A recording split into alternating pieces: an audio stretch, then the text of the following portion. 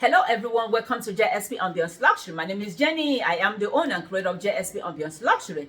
I'm here today with my girlfriend, Miss Sharon. So we did part 1 and this is part 2. If you haven't watched the part 1, you're missing out. So, so this is our part 2. I'm asking her some life questions she's going to be answering. So the next question I'm going to ask now, Miss Sharon, is, should women be gold diggers? I'm sorry. I didn't mean to laugh. I know you're being serious, but no, I don't think so. Why? Okay, first of all, you wonder why we get a bad rap already about how we get disrespected and we allow people to disrespect us. We called all types of B words. We're called that. We're called the H word. We call whores. We call all types of names. And it's based off of that word, of that question alone. Should women be gold diggers? If you can't fend for yourself, anything that you get additional from a man is just that additional. But you have to be able to sustain for yourself. How do you feel you're going to get respect if you can't even respect yourself to earn your own life? You see, for me, I believe in any relationship that is gold digging. So, Miss Sharon, I've seen your husband. Your husband is tall. I mean, Yes. her husband is handsome. He's not just handsome, he's beautiful. You're right. He's beautiful. You're right. You're doing too much. Yeah. Though, if that man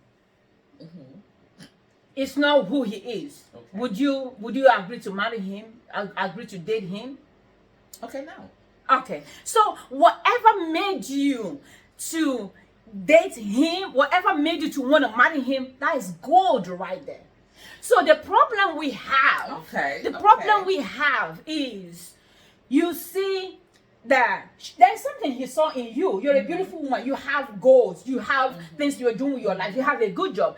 So whatever he saw in you is gold right there. So you digging out the best from him, he's digging out the best for you for you guys to make a good marriage. The problem we have is, you see a man, he has potentials, he has things doing with his life, which is his goal right there. A woman comes in just to suck from that man and don't make the man's life better. That's where I have a problem. So we all have goals in us that should be extracted to make that person better, to make you better. And I also feel like, if a man has gold, that's going to be digging anyway. That's going to be gold digging. And since there's going to be gold digging, I agree to have the helmet, the flashlight, the chisel, the wheelbarrow, the screwdriver. Because since there's going to be gold, there should be a digger there. The reason why I'm saying this is because I have helped some people. You think you're going to give them, they're going to be something in their life, but not knowing that what they come to do from you is to dig from you. So my mindset has changed now, that you're going to have some gold that I'm going to be digging. And what I know I have gold, because I know women should be grace to men, So we have gold that a man should be digging. Why they have gold that we can be digging? That way we extract from each other and make a beautiful union. But it's a problem when only one person has something that only one person is digging from. Okay, so you made a valid point and everything's good, but you know what happened? What? My perception of that question was, should a woman go after a man just for his money? Oh, for his money. So that's the American, so that's where I got caught up. So in America, when we talk about that, growing up, when we call a woman a gold digger, we call a woman a gold digger, talk about she only dating a man for his money. Okay. That she's going to do whatever she wants for that money. Even with that too, the man, he's an older man, and he has money, and this is a younger woman who is young. He needs young blood, and you need his old money. No, first of all, if it's no from the door, because first of all, we already know there are older men that always looking at, they don't, so somebody my age is not looking at somebody my age. Somebody my age is looking at a 25-year-old, which you can't hang with anymore really, but you still try because your whole ego thing. So if you know that and you see this young 25-year-old girl and you 50-something years old that you still got to work on getting yourself together, you know, you already know the dynamic. So you know what you're going into. So if y'all are okay with that, that's fine. But for me, when we're talking to guys, and I do like the way you phrase that when you talk about gold digging. You're not just talking about finance. You're talking about what that person has to offer as a person on top of that. That is beautiful. Then yes, we are all that. You know, and there's nothing wrong with that. But when you solely don't really have no feelings for somebody, but say they could finance your life, then that's a problem for me, because that's why we get disrespected. You know, so I was having a discussion with one of my girlfriends. She was like, she doesn't like dating older men. I said, I don't have a problem dating older men. The problem I have with dating an older man is, you know you are old and your pocket, your wallet is dry. No. What you do all your life? No, I refuse. I bind that. No, I reject it. You are old, and there's no money in your pockets too. Oh no, it's just like dating a younger man. His penis don't work. His manhood don't work. No, why you young then? So that's how I feel. Dating an older man, something gotta work. If you say the other one is not working out, is your wallet working? I used to talk to an older man. Miss Sharon, one time I asked him for $100. What is my book? Hold on, I got something here.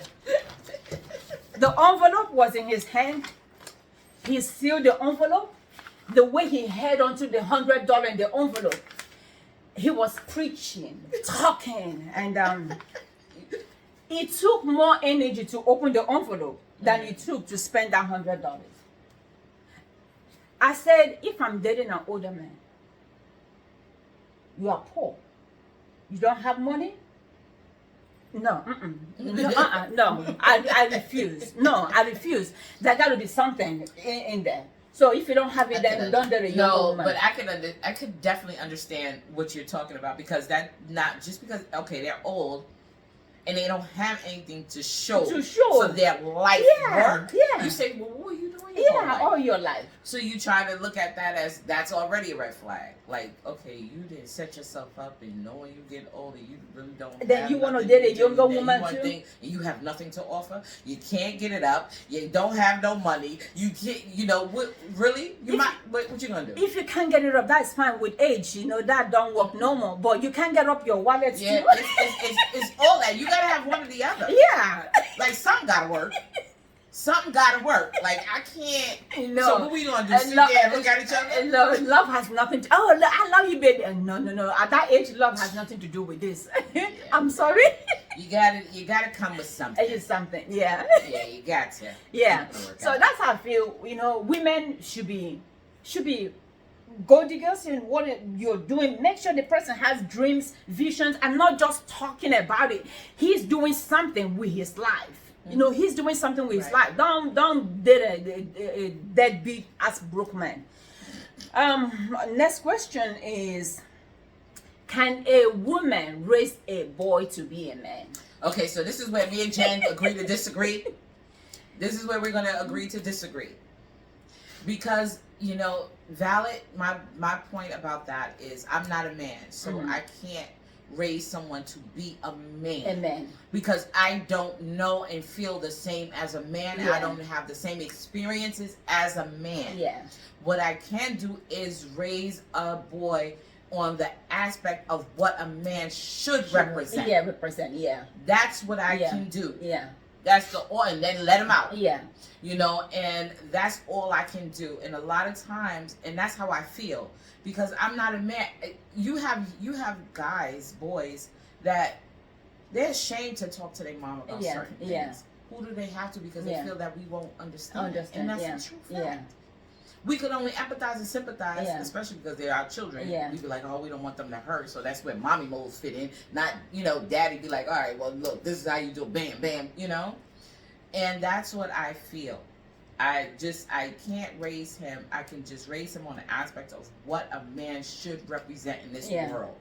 And that could be from examples, from me growing up, seeing, the males in my family and how they handle their family, their own parents, their own fathers. And if they want to be that representation of what their fathers are, because that right there is one of the best lessons learned. If you don't have a father that's doing what he's supposed to do, you don't want to be like that. You go a different path. You understand? Yeah. And that's usually how I feel. So I had a discussion with one of my clients, and he's a male. So we're talking. I asked him this question. He said, no, a woman can raise a boy to be a man. He said, he said that's why we have so many, crime, because these boys are being raised by women. Women have emotions, so being raised by women, we put our emotions in our boys. That's why there are so many crimes. That's what he said. So my question to him was, do you have a child? He said yes. I said, how old is your child? He said 20 years old, but he's good for nothing. That's what, according to him. I said, were you there to raise your son up? He said no, he was in jail for 10 years.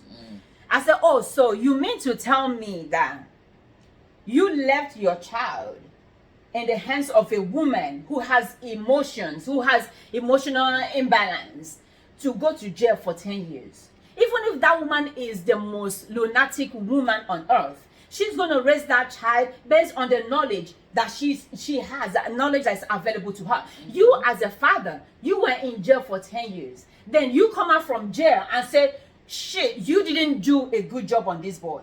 Where were you? If you were out of jail, if you kept yourself away from jail, maybe you could have instilled those men value on that boy. Now you're complaining the reason why he turned out to be a bad boy is because he was raised by a woman with women's emotion. If you were there, you could have raised him up to be a man. That's one of the most annoying, most ignorant statements I have ever heard on the planet. Yeah. And he should have been ashamed to even open his mouth. Because simple fact is, right there, you just prove the point of what as women we go through when we don't have, or you're not visible in a child's life again. So we're left to raise them. Yeah. But you want to complain about how we raised them when you made the choice not to be there. Mm-hmm. And don't say, well, I was in jail. That wasn't my choice. Yes, it was your choice because it was your choice to do a crime and land you in jail. Yeah. Okay, so let's get that straight. Secondly, don't point fingers when you couldn't do nothing yourself. And then he says, because we're emotional creatures, and that's why there's so much crime. First of all, let's go ahead. We're emotional peoples of peace. Yeah. Not violence. Yeah. We're emotional people of peace, not violence. We don't want to see nobody fighting. We don't want to see nobody getting shot because we, as a parent, know that's somebody else's child. Yeah. So that's an ignorant statement. Yeah. Because if that's the case, it would be hugging all around the world. It wouldn't be no fight. That anger that a lot of these young men and women have is because they don't have the proper guidance. You as a mother can guide them this way, but the father is supposed to guide them this way. And if you see nothing but negative, okay, you already say like things that we do in life are, even though we say it's passed down from generation to generation, you know, and we try to change it and we try to change the path that we were dealt, and the, you know, but it is what it is. So that I don't believe that at all, like violence and the all that is the women, because the women know, take blame, man. Yeah. Take blame. Yeah. And you know, I told him, I said, it just like me, I didn't get married and say I'm going to divorce after 13 years. They said, when the world gives you lemon, you make lemonade out of it. So I'm glad my boy is a man now, because being 19 years, he has 3 certifications under his belt, computer certifications. Being 19 years, his last year in high school, his last year in community college. and still at the same time have a part-time job. So tell me that a woman cannot do when she puts her mind to doing it. That is called the strength of a woman. We didn't say, oh, we're going to get married, or we're going to divorce, or we're going to have these children and send our husbands or send our boyfriends to jail. No, when you are in jail, we do what we can do to make this boy, give them life. So I feel, yeah, a woman who has value can raise a boy to be a man. Oh, yeah. And if a man does not have value and he's in a boy's life, he will raise that boy to still be a boy. He will not raise that boy to be a man because he himself does not have value. If a man is cheating, what value are you going to give instill in your son? Your son is going to see that you're cheating. When the boy grows up, he's going to cheat. But if he knows that my dad loves my family, my dad loves my mom, my dad brings the family together, he's not going to go outside there to do stuff because he knows this is how the family is. So no, I was gonna add to, because that's right. But I feel that the only way a boy will go out there as far as cheating, like you already said earlier, like, you know, men just have this thing about them. But if he was going to go out and cheat to follow the footprints of his father, it's only as an example of a woman staying. Yeah. So if a man cheats and a woman stays and they have children together and they notice this man keeps cheating, he keeps getting caught, and then she's still staying him, the boy is sitting there like, oh, so I can cheat and my woman ain't going nowhere. So that falls on both people. It goes on the woman and the man, because what example are you setting? You're not giving them any consequences for their actions. So that goes both ways to me, because I'm like, now if his father kept cheating and he saw his mother walk out, he'd be like, yo, dad, that ain't working. So don't do that. So maybe he won't do it. You know, so it kind of goes both ways, I feel. So my next question, though I didn't write it down, is why is it that men want too much sex even when a woman is on her period? They're animals, remember? Oh, Jesus Christ. They're animals. So just like an animal, a dog, when a female dog is on her period, that's when the dog gets together. And that's when they have sex. And that's when she conceives. They're like we said, predators. They're men. That's what they do. Because they're here to reproduce. So even if you have your period, now you have some men that be like, I'll wait. We're not doing that. And then you have some men that is like, it's like an aura, a smell. It's something that brings you to that, but they just as horny as you are. So it's just it. No, Miss Sharon, I feel like when a woman tells you she's on her period, she's having hormonal changes, her body is swollen, and she is confused, because I get that every month. I'm confused. I swear to God, I'm not going to eat rice when I wake up in the morning. But when I get to the kitchen, the first thing I'm looking for is rice. I said I'm not going to eat chocolate. I'm down in the basement looking for chocolate. The things I say I don't want. So I'm trying to even figure out myself for this 1 week. The last thing I want to hear from a man is, when are you going to finish your period? When are you going to finish your period? Are you sure you're on your period? I told my boyfriend, I said, if I'm ever going to leave you, I'm going to leave you on my period. 3 years, I left him on my period. Yeah, I left him on my period. Because, Miss Sharon, I just don't want... when I finish, I will let you know I'm finished. I'm not going nowhere. But for you to keep singing in my ears, when are you going to finish? When am I coming to see you? Oh, Jesus. I said, no, I can't do, because emotionally I was getting drained. I said, I can't. You are a good man, but in fact, I even told him, I said, I can hook you up with one of my girlfriends. So when I'm on my period, you can go and be doing whatever you want to do, so I can have peace of mind. Because I'm trying to understand what is going on in this body, and you are not letting me understand what is going on. And, up in age, I'm missing my period. I don't know what is going on. And when are you going to finish? Are you sure you're doing? Are you sure you didn't put ketchup there? Are you sure you didn't put olive oil there? Are you sure? I just said, no, I can't do it. Emotionally, I said, I can't do it. And 3 years later, that was it. So when you asked me the question, I was talking on the man's perspective now. Don't say I agree with that. Because let me tell you, first of all, it's not attractive asking when you're going to be done your period. When my body says it, I don't even know. I have no idea. I can't even tell you. one month it comes this day, one month it's all over. It's sporadic. So I can't tell you. Asking me questions I can't answer. That's one. Two. That's why you have Palmetto and her 5 sisters. And what I mean by Palmetto and her 5 sisters is this and your hands and wrap them around you and take care of yourself while I'm on my period. Yeah. Or leave me alone. Oh, Jesus Christ. Oh, Jesus. I got lotion on the counter. Oh. You have fun. I'm okay. So that's how I said, just go ahead. Just leave me alone. You know, you got men, they just. Yeah, and it's very annoying. It's very irritating. It's selfish. Yeah, it's very, very, So my daughter was asking me, Mommy, do you miss him? I said, no, I don't. I said, the thing I was missing was my peace of mind. I said, I don't. I just don't. At a particular time in your life, there are things you want, you don't want. Right. I don't want that headache of when are you going to finish? When can I come and see you? Right. Are you sure you're in your period? Are you sure you didn't put ketchup in there? Are you sure you didn't put red wine there? Are you sure? Come on, boy. Leave me alone. So now, I can rock and roll. Life is good. So the next person that is going to stop by, I'm going to let him lay down the rule. A certain time, don't disturb me because I will lay you off during my period. So the next question is, how do we make ourselves attractive to let me rephrase the question. What makes a woman attractive?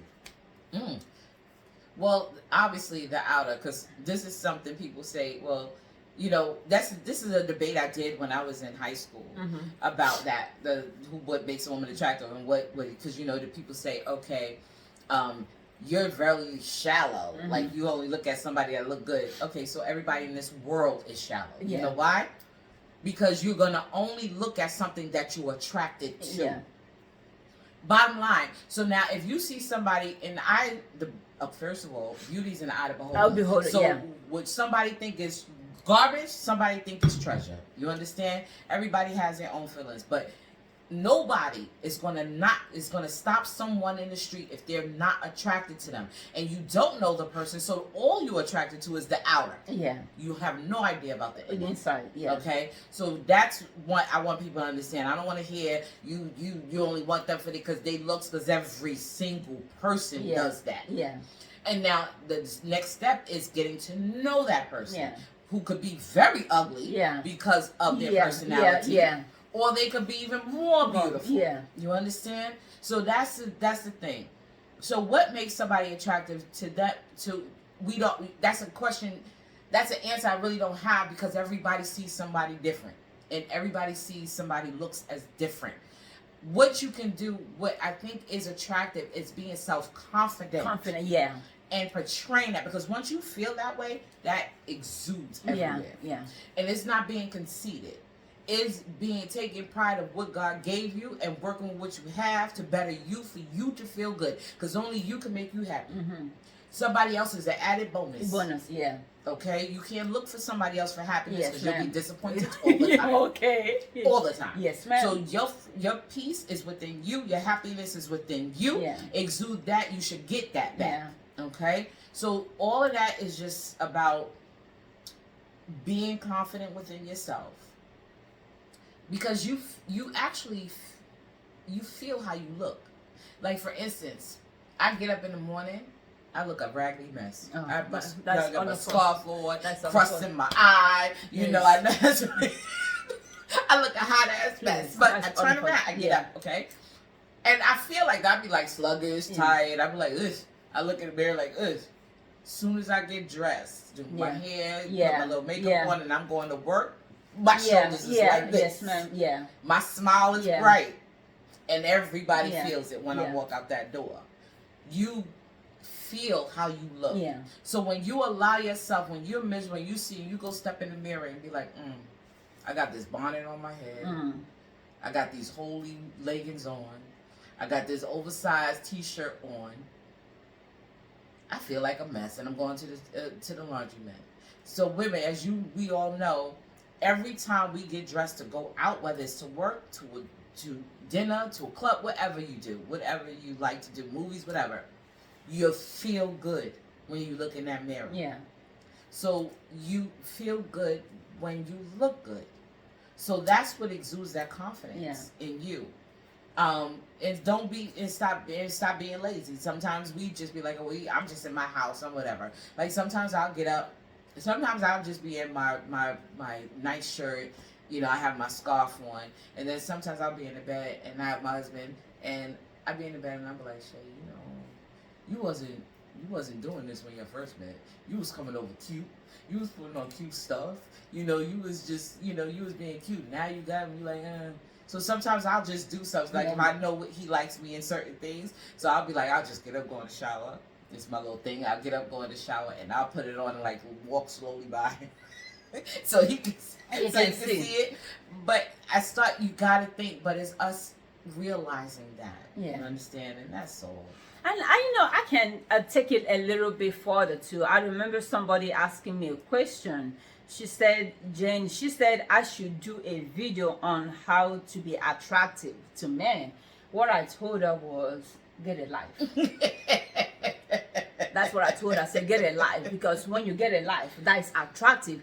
Gone are the days when men are looking for a woman who just come home and just breed, just have babies. Mm-hmm. Now, men or relationships are calling for women who have stuff they're doing with their lives, who have their jobs, who have their businesses, who have intellect, who have things, goals, ambition, dreams, drive.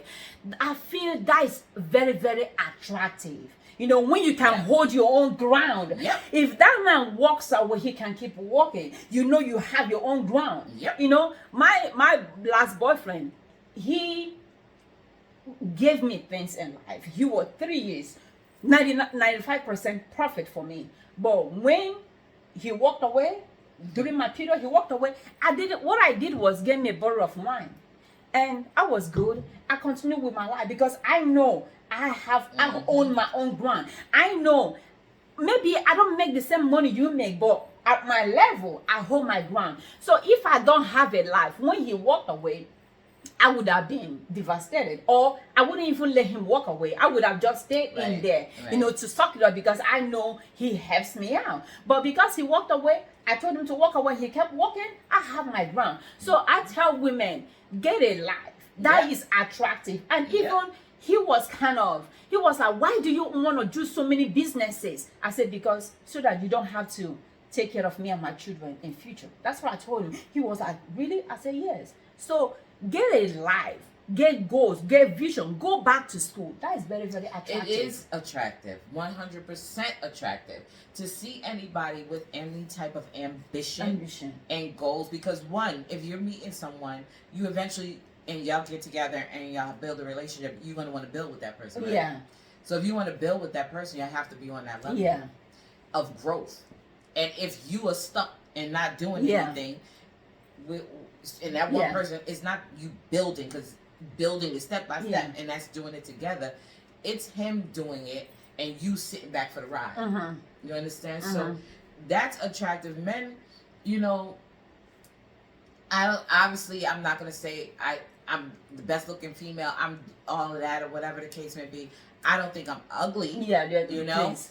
I don't think I'm ugly, but when I go to work, and I put on my clothes, I step out because I like the way I feel. I like nice things. I like to look good because it makes me feel good. I do it for me. But when I do something like that for me and I make myself feel good, everybody around me feels good, including my husband. Because I'll be in the mirror, I'm like, oh, I look good. And he'll be like, yeah, you look good. Let me take a picture. And he'll feed into that. Because that's me. That's me exuding that. And because you have a job too, it makes life easier for your husband. It makes your relationship livable. It makes your relationship enjoyable because he's bringing his money, you're bringing your money, you're going on vacation, you're doing stuff. But if he's the only one working and you just stay home, he won't have time to love you because all he's doing with his time is working and taking care of the... Exactly. He has to work. He's not attractive. He has to work all the time, which makes him even tired. What time he has for me, you know, and I can't be that person that want to be, oh, but you don't have any time for me because you got too much time. Yeah. Because you're sitting home. We both need to be out because we both like nice things. And we both want to be comfortable. Mm-hmm. So we do what we want to do so we can live the life that we live. Yeah. And we have a lot to talk about because when he go to work and I go to work, we got our stories. When we come together, what happened with you today? Yeah. What happened to you? Know, we have our conversations from that. Yeah. When he come over, what did you do? Well, I did the laundry. I cooked. I breastfed. I did that. I did that. Like, really, where's the actual intellectual conversation? You didn't put. I watched the Housewife of Atlanta and Kim Kardashians. That's what I did all day. And order some Gucci handbags and exactly. So you know, it's like people start to resent you for that. Yeah. So the last question we have, because we're running out of time, is how can women be excited about life? How can we be excited about life? How can we be joyful and not to be mad at life? Because the reason why I ask you this question is some women, we attach ourselves with our past. That's big. We attach ours. Oh, if my husband didn't leave me, I would have been a millionaire now. If my boyfriend didn't leave me, I could have gone to school. If my boyfriend didn't leave me, I would have bought my house. If I wasn't raped when I was younger, I would have been a nun. If my father raised me up, maybe I would have been a better father now. How can we not be mad at life and be excited and knowing that whatever twists and turns that took us around in our lives happens in order for us to be where we are now? Because those are the things that shape us. If I wasn't divorced, I wouldn't have known the strength I have on my inside. If I wasn't abandoned, I wouldn't have known that I could buy my own house. If I wasn't homeless, I wouldn't have known that I can get my own house. If my business wasn't almost taken away from me, I wouldn't have known that I could have multiple businesses. So how do we let go of our madness that took place in our past life? And so that is a really, really, really great question, because I struggled with that years and years ago. Just miserable, depressed, you know, diagnosed with depression. It was bad. What got me through and how I am grateful and thankful, biggest thing, I survived everything I went through. That's what I have to be bad. That's what you do. Yeah. You survived it. Whatever you talking about is in your past because you survived it. Yeah. That in itself shows you that where your path can go. Yeah. You understand? That's all. That is it. That's the clear cut. I survived whatever came my way. I got out of it. Maybe mentally tarnished, but unscathed in a way. You understand? And that's the biggest thing. For me, it's more like, how can I say? Everything in life that I've been through was a learning experience for me. Yes. Yeah. My life is ordained by God, and everything that goes on in my life was already predetermined. I just had to know how to deal with what it was that I was dealt with and not lose sight. Yeah. I did lose sight, but now I see more. Yeah.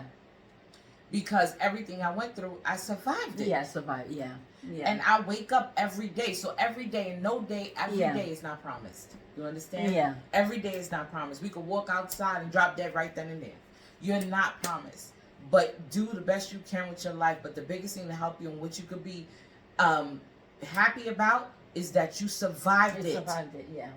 You know, that's it. You survived it and you got up and you moved on. Yeah. Everything in life is a learning experience. What happened in your past, you cannot change. Yeah. If you're stuck in the past, you will stay in the past. You will never move forward. Yeah. Yeah. So you will be stuck in this rut the whole time. Yeah. So once you learn that whatever happened back then was back then, so you could go forward. Yeah. If you don't do that, you will stay miserable and you stay in that one spot. Yeah. Yeah. So it's up to you. It's your choice what to do. Yeah. That's all I have to say. It's your choice. Yeah. Because I always, tell myself the worst. I already dealt with the worst in my life. What else can happen that hasn't already happened? Sometimes my son will be like, Mommy, did you hear what's going on, Mommy? I said, whatever is going on has gone on before, and it's just repeating itself. There's nothing new under the sun. I said, you want to be quiet right inside of you. Have this peace of mind, knowing that the Bible says, he that begun a good work in us will complete it. Be excited about life. I always tell people that there are so many things that should make me depressed, but it's my choice not to be depressed. It's my choice to be happy in life. So you make that choice to be happy in life, because it feels good, it feels better to be happy, to exude that confidence, to exude that happiness. It's a better feeling than being mad at everybody, being mad at life, being mad. Oh, my uncle didn't help me. That's why I am who I am. My boyfriend left me. That's why. The blame game. Yeah, I remember when my ex-husband left. One thing he told me I will never forget. He said, "I'm no more his responsibility." That's what he told me. You know what I did? I went to my room in my apartment. I got a seat because I was just overwhelmed. I brought a seat. Literally, I was talking to God. I said, God, sit down. This is your seat. Sit down. I sat on my bed. I said, God, sit down here. We need to talk. I said, God, I don't have a husband to help me. I don't have a sister to help me. I don't have a father to help me. I don't have a mother to help me. I said, and I have my children. I said, we have become your responsibility. You're going to have to take care of us. As I was talking, I was crying. And since then, God has never disappointed. So if God didn't disappoint me then, I'm sure God will not disappoint me now. So never. I tell my children, I said, don't let people tell you who God is. Know God yourself. No person. Know Him yourself. Paul said, he said, that which you have seen, that which you have handled, we declare unto you. Don't let a prophet from Delilah and Samson ministry, or from what do they call her? The woman from the Bible, Samson and Delilah. Yeah. Come from some church to tell you who God is. Know God yourself. And how do you know God? By the things He took you through, from the valley, from the hill, from the mountains that He took you through. That's how you know God, who God is. From the things, how He pulled you out of the miry clay and set your feet on a rock to stay. Yep. That's how you know who God is. He who did it in the past can do it now. So be excited knowing that God is on your side. You have God on your inside. Be happy and be joyful. Don't let nobody tell you who God is. Read the Bible and know Him yourself. No one can tell you who He is. When He shows up, no one could stand in that way. Yeah. It's so annoying when I look at things on TV or I hear pastors saying, well, if you don't stand up, then would you define God? Let me explain something to you. Only God can call on me, not no man. Yeah. And when He does, I stand up. Yeah. I shout. Yeah. I feel Him. Let me tell you, when I say, Jen, I feel Him. Yeah. I literally feel Him. Yeah. And this is a true story. I'm very emotional when it comes down to Him. Okay, I'm sorry. Yeah. I'm very emotional when it comes down to Him. Me too. Because He's seen me, He brought me, He's done for me when I didn't think it was possible. You understand? So I'm very emotional when it comes down to Him. And I will fight tooth and nail when it comes down to Him. Ma'am. Okay? So for me, I feel that when He shows up, and the other day I was in there I was in my kitchen cooking, right? All of a sudden, I started crying. I'm like, wait, what just happened? I'm looking around like, wait, so you speaking to me? What I do? What's about to go down? Because that's me talking to Him like, what happened? Why am I crying? Yeah. it just was an emotion. So he showed up at that moment to get my attention. Yeah.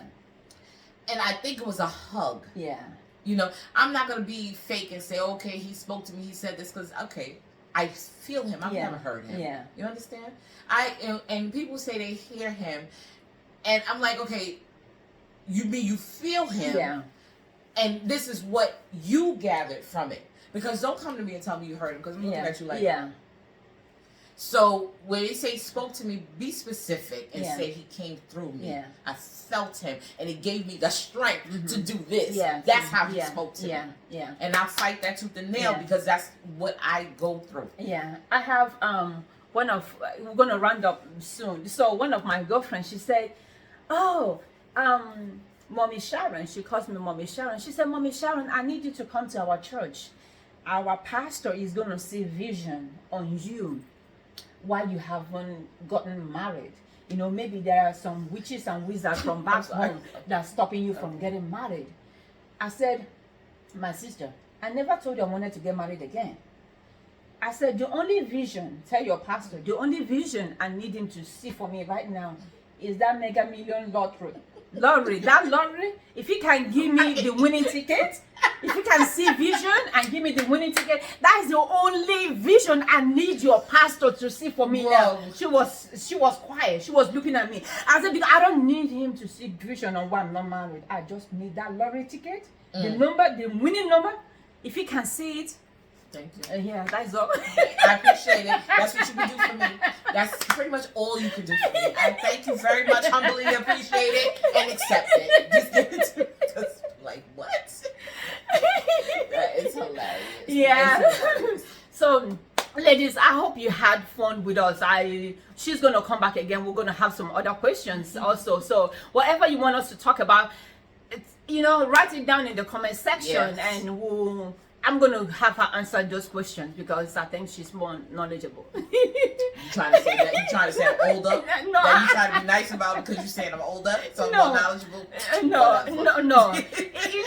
Wisdom is not about age. Yeah, it's life. Yeah, it's life. And it's I've life. been through a lot. Yeah. But yeah. So, like and subscribe to our channel, and you have something to say? No. Oh, like and I'm trying to support you. I'm like, yes, I love what she's doing here. Well, hey, thank you. She's my biggest supporter, and we've been friends how many years now?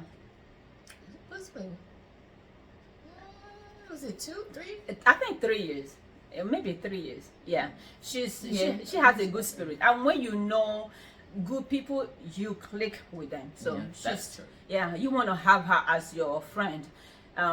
Whenever you are down, you can call her and she will cheer you up. So she has degree in that. Yeah, degree. She doesn't have certificate, but she has a degree in that. I have a life certificate. I lived it. I don't think there's much I haven't lived. So until we meet again, don't forget that the Lord is the strength of a woman, and nobody's going to love you more than you love yourself. Bye. Bye.